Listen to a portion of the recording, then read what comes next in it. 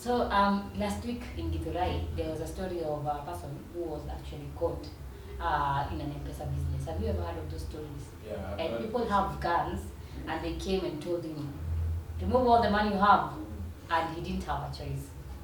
So this occurrence is actually happening to the MPESA people, and today I felt that there are some tips that we should talk about the MPESA business.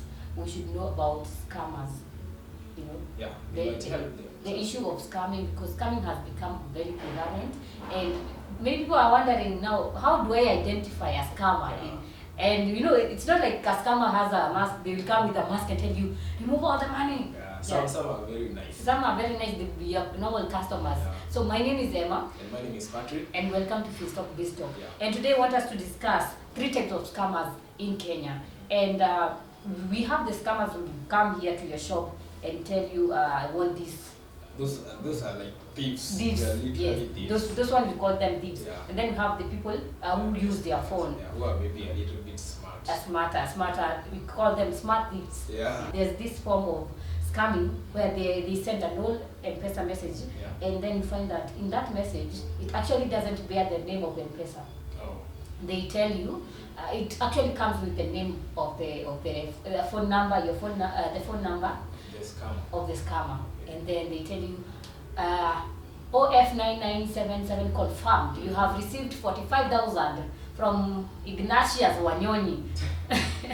MPESA balance locked. Have you ever received such a kind of message? I've received such kind of a message, but I'm like just smiling and ignoring it. You know, those people actually, they have scammed even old women. They are very... Exactly, especially old women and old people. Yes, old people, because they can't distinguish between a legit MPESA number, a legit MPESA message, and a scam MPESA message. So you find that they will call you immediately and tell you, hey madam, I have sent 45,000 in your phone. Have you seen it? Please, I have been trying to reverse it, but SAFARICOM has told me that it's only you who can send me the money. And apparently we had 45,000. But I realized they don't even use a lot of money because they know maybe you may not have 45,000 in your MPESA. So they just with like 2,000 or 200 shillings.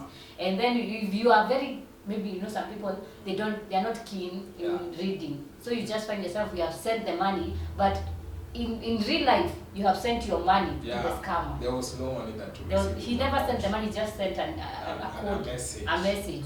So those are some types of scammers. And then we have these people that send you a text message telling you, TUMA kwa hii number, send to this number. So you find that maybe most people have, maybe like you had talked to another person and they had asked for money, and now maybe you're waiting for some time before you send them the money. And then if that message comes to you, you will think it's the person who you had promised. And then you find yourself, you're sending the money to that, and then the person who you are supposed to give the money asked you, you didn't send. Oh, I sent, you told me to send me another number. So it's always keen to confirm with the person that you're supposed to send the money before sending the money. So and that reminds me of those people who actually, I don't know if it's an app they use, where you find that a person can send like 100 messages to all your contact list. I don't know how they are able to access your contact list, and then they tell you, I'm in a fix, can you please send me 100 shillings? And it's legit, you can see that the person is, like if it's for you Patrick, I can see it's Patrick who is asking me for that money. But now, even the person who owns, now you are not aware of what is happening. Have you ever heard of such a situation? I've heard of such an issue, but it has not happened to me. People, especially when you click on these links, you know there are some people who send links in group, and then you just click. These people can access your data, and that is how they are able to send multiple messages to your contact list. And then you find that they actually tell you send to this number, but when you try to call that number, it is not accessible. And then we have other types of scammers who they're called the sweep swap scammers. SIM swap scammers. Yes. So this type of scammers, now they can, if you let's say they use your ID number. So for those people, the reason why people are told to keep their ID numbers very well is because someone can actually use your ID number and register for a SAFARICOM number. And then that they will be able to actually, they start calling Safaricom and telling them, if there's someone who's pretending to be me, can you please block them? And then kumbe it's you. It's their own guy. So for them, if Safaricom is not keen, they will block you, and then you find that when you try to use your SIM, it is not working, it's not accessible. So you should really be not give out even your details to people. Like, be careful with your SIM details. Keep them confidential. Yeah, that's why the MPESA, actually Safaricom says do not share your digit. It's called the PIN, MPESA PIN. Because someone can actually use it and block you from accessing your SIM card, and now when you're trying to call Safaricom, it can't go through. And it can be hard because they have the same details you. Yeah, so if you call and you give them the Safaricom the details, they also have the details. So it's going to be hard to identify who is the original. You can't, So do you know of any other type of scammers in Kenya? I think just those ones, or those ones that call you and then tell you that your line is locked. Oh yes, I know those people. And actually, the worst case is because some of them, they call you and they have an accent. You just wonder, how even did you come up to this point? Yes, how are you even working in Safaricom with that Kikuyu accent? Hey, hello. But we find for someone who is not well educated, you just fall into that trap. Don't become a scammer.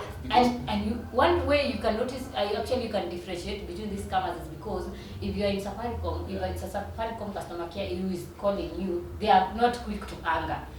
But these ones, super angry. Like they are very angry. Yeah, they can even insult you. There's another who actually called me, and after he realized that I was not playing along, he told me, "Kwenda huko malaya." I was like, "What?" What? You're trying to steal from me. And then you were even insulting me. So you just wonder. So these people actually always call you and tell you that I've noticed that there's some fraudulent activities happening with your SIM card. But then if you want to identify, just try to be rude for me. Yeah, try to be rude. Because for Safaricom customers, even though you're rude to them, they will never be rude to you. But if it's a scammer, it's just someone who is broken trying to steal, and then they're using their own credit. So if you're starting to be rude, they will now feel agitated because they need that credit to scam another person. And then there is actually another one that has come up. These people who are sending a message saying, "Hello, ma'am. My calculators did what and what. Please send the 500 shillings to teacher Gerald." People don't even have manners. Why should you pretend to be a student? Yes, and you are 50 years old. Yes. Come on. So you just find that these are some of the scammers that are actually in Kenya, and you need to be really aware when you're starting an MPESA, or maybe when you're dealing with MPESA. And I hope you have learned a thing or two. If you know of any other scamming activities, maybe, or other types of scammers in Kenya, you can actually leave a comment in the comment section, and we will be sure to read it out. Or if you also maybe want to learn to take your skills further, maybe you want to learn maybe cybersecurity or other courses like that, you can visit Finstock University College at their website www.finstockuniversity.com, where they have courses, short courses that are online and they are very affordable, so you can do them anywhere. And these courses are going to be teaching you guys any details you need to know about scamming and how you can protect yourself from fraud. So visit their website. You can also email them at info@finstockuniversity.com or call their customer number at 0703-313-722. Thank you guys for tuning in. Make sure at the end of this video you show your love by liking, commenting, subscribing, sharing. And if this information has proven to be of help to you, you can make sure that you share to your friends, your families. And we are trying to help people actually to be aware of the businesses and what is really happening in the business world.